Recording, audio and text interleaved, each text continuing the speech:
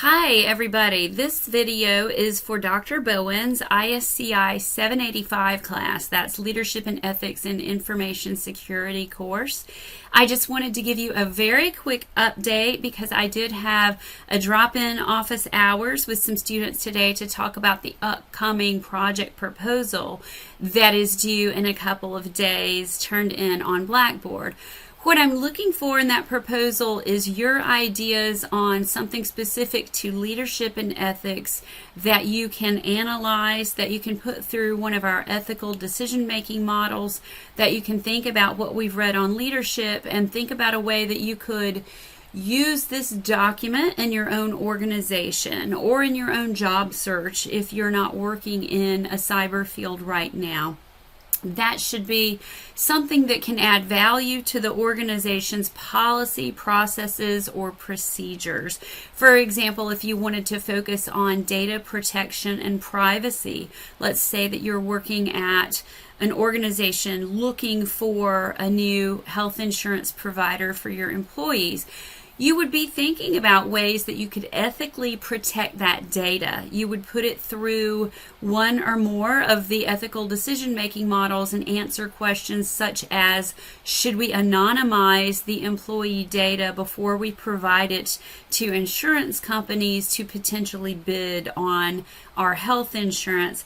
Of course, you would want to be anonymized if you were an employee. You wouldn't want your data released. For example, if you had had a major illness in the past, your health insurance may be more expensive than someone else's if you had faced cancer, for example, or if you had had a long-term illness and you had been out of work for a while, they may in fact charge more for your insurance as opposed to someone else's, which violates our ethical duty of universality, respect and dignity for all involved, as well as intention of doing the right thing, acting on a level playing field. So for your particular types of papers, I would say I'll give you an example in terms of if you wanted to say do some employee training on how to avoid phishing emails. How could you anonymize the data, and how would you warn employees if the phishing was going to be done within a week time frame? Would you tell them, or would you engage in deception and see how many fell for the phishing email? Or would it be enough to be honest and transparent to say we are going to be testing our systems and not give specific details as to how those systems in their security would be tested? That could probably pass the categorical imperatives 3 forms, but you must be honest, you must act with good intention, you must act in a way that respects the dignity and integrity of everyone involved, also including the organization, because you would want to act for information security. And so that means as long as you told people you were going to be testing and you did not personally identify them as someone who fell for the scam, it would be acceptable as long as you did not engage in true deception. As long as you said you were going to be testing, you don't have to disclose exactly how that testing would happen. There are many other examples we could give, but I just wanted you to know that when we do talk about the implementation of the ethical models, that moves into the next phase of your paper.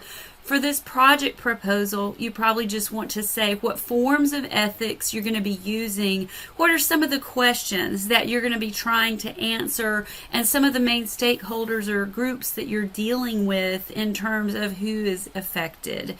You don't have to conduct a full ethical analysis until you're doing your project final paper that you'll be turning in the last day of February. So that gives you some idea of what's needed. This one is more like setting the foundation for a literature review. 5 scholarly sources are required. You can count your textbook in our reading on Blackboard and so on. But I encourage you to look for a few other sources that deal with your particular area of cyber concern or your area of management, and think of ways that you can build out a few more of those sources in the future. And of course, you're going to be doing a very quick one-sentence summary for the class, posting on Blackboard about your topic, just so we can each help one another start to explore these issues and begin to do some more research on your topic.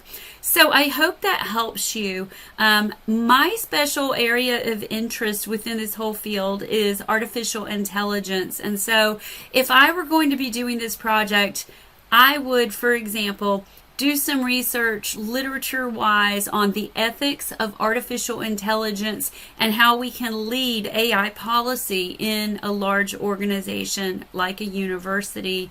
I would then use those sources to update my literature and write a framework for what I'm analyzing to help inform my questions and know what's already been discussed and found in prior studies.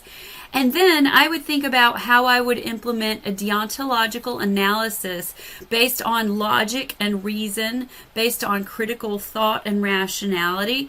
I would talk about the moral principles involved that we are going to be using to make sure AI is a tool, not a way to replace the actual learning of students in a university environment, for example.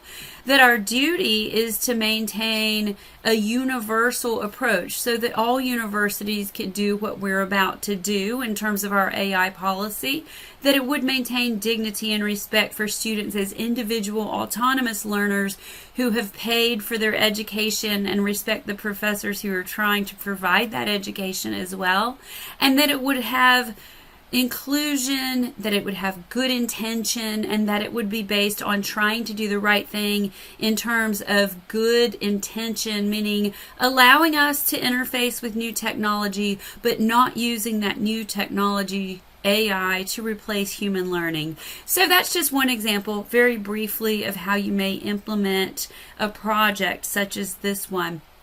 At any rate, I hope that helps. I learned a lot from the students who attended the drop-in office hours today and what types of questions you may have. So I hope this video helps those of you who weren't able to attend, and I look forward to looking at your topics and giving you some great feedback. Hopefully we'll see you soon. Sorry my voice is still a little wonky, but I've been sick and had a cold for more than a week and haven't had any voice at all at certain phases. So thank you so much for watching. See you soon.